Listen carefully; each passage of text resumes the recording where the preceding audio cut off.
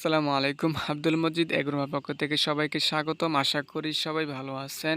আপনারা অনেকেই একটা সমস্যায় বেশি পড়েন, সেটা হলো যে বৃষ্টির সময় বর্ষাকালে আপনার বাচ্চাগুলো কিন্তু মারা যায় বেশি।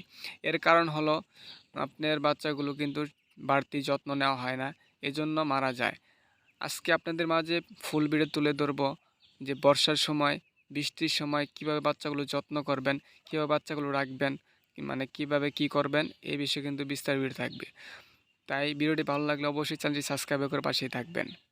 ভিডিও শুরু করার আগে একটি কথা বলে রাখি, যে খাবারগুলো আমার চিনাশ বাছুর খাচ্ছে সেগুলো কিন্তু মিক্স খাবার তৈরি করে দিয়েছি। এই মিক্স খাবার তৈরি গেলে কিন্তু অনেক উপকার রয়েছে। আপনারা চাইলে একটি ভিডিও করছি, আমার প্রোফাইলে গিয়ে দেখে আসতে পারেন মিক্স খাবার কীভাবে তৈরি করতে হয়। আপনারা এটা দেখে শিখতে পারবেন। এই মিক্স খাবার তৈরি করে খাওয়ালে কিন্তু টাকা সাশ্রয় হবে এবং এদের গ্রোথ ঠিক থাকবে এবং অসুস্থ বেশি হবে না।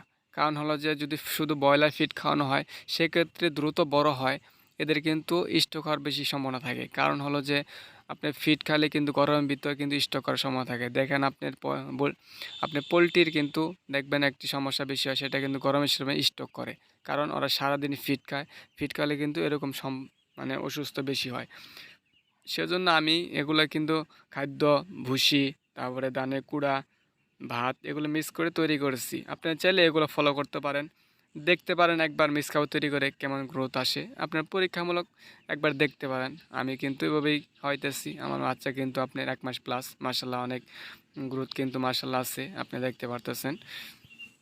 যাই হোক, যেটা বলতেছিলাম, আপনি বর্ষাকালে কিভাবে আপনার বাচ্চাগুলো যত্ন করবেন। বর্ষাকালে যখন বৃষ্টি হবে তখন আমাদেরকে একটি বিষয় লক্ষ্য রাখতে হবে, সেটা হলো চীনা হাঁস আর দেশি হাঁসের মধ্যে কিন্তু পার্থক্য করতে হবে।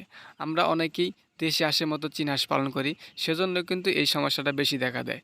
সেজন্য আমাদেরকে অবশ্যই চীনা হাঁস আর দেশি হাঁসের পার্থক্য বুঝতে হবে, কিভাবে আপনি চীনা হাঁস পালন করে কীভাবে দেশি হাঁস পালন করবেন।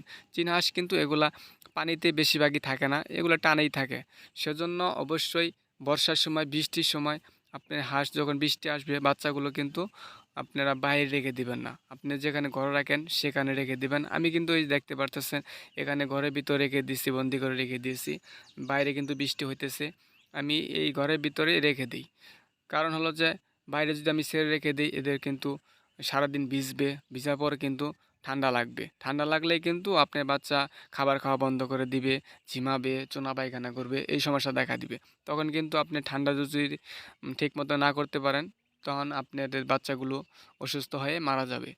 সেজন্য অবশ্যই মাথায় রাখবেন, যখন বৃষ্টি আসবে মানে বর্ষাকাল, তখন আপনাদের চীনা হাঁস, বড় হাঁসগুলোও বেশি পানি আপনি ভেড়ি ছেড়ে রাখবেন না। চাইলে পারলে আপনি ধরে রেখে দিবেন ঘরের ভিতরে। আমি কিন্তু ঘরের ভিতরে রেখে দিই বৃষ্টির সময়, সবসময় আমি রেখে দিই। বাচ্চাগুলো আপনার বয়স 1 মাস, এগুলো কিন্তু দেখতে পারতেছেন, এগুলো কিন্তু আমি সবসময় অলরেডি এগুলো কিন্তু ঘরের ভিতরে রেখে দিই। আমি এখানে খাবার পানি দিই, এখানেই থাকে। এখন বৃষ্টি হইতেছে তারপরে ছাড়ি না, যখন একটু রোদ হয় তখন ছেড়ে দিই। আপনারাও এই কাজটা করবেন বৃষ্টির সময়। আপনাদের বাচ্চাগুলো ঘরের ভিতরে শুকনা জায়গায় রেখে দিবেন, ওখানেই খাবার পানি দিবেন, ওখানেই থাকবে সব সময়। যখন বৃষ্টি ছেড়ে যাবে, আপনার যখন দেখবেন যে আপনার মাটি শুকায় গেছে তখন আবার বাইরে ছেড়ে দিবেন। কারণ পানিতে যদি অল টাইম দিয়ে রাখেন তখন কিন্তু বাচ্চা ঠান্ডা লাগবে, কারণ ছোটো বাচ্চা ঠান্ডা লেগে যাবে। আপনি বড় হাঁস সমস্যা নাই, বড় হাঁস আপনি 1-2 ঘন্টা ভিজলেও সমস্যা হয় না, আমি দেখছি এগুলো হয় না। আর আপনি যদি সারাদিন বৃষ্টি হয় সারাদিন ভিজাবেন না, কারণ ঠান্ডা লাগার সম্ভাবনা থাকে, কারণ চীনা হাঁস বেশি পানিতে থাকতে চায় না। সেজন্য অবশ্যই এটা লক্ষ্য রাখবেন যে আপনাদের বৃষ্টির সময় আপনাদের যত দ্রুত সম্ভব বাচ্চাগুলো ঘরে রেখে দিবেন, কারণ ঘরে রেখে দিলে বাচ্চা কিন্তু ঠান্ডা লাগার একটা সম্ভাবনা থাকে না। তাই এই কাজটা অবশ্যই করবেন যারা চীনা হাঁস পালন করেন, একটু বাড়তি আপনারা যত্ন করবেন।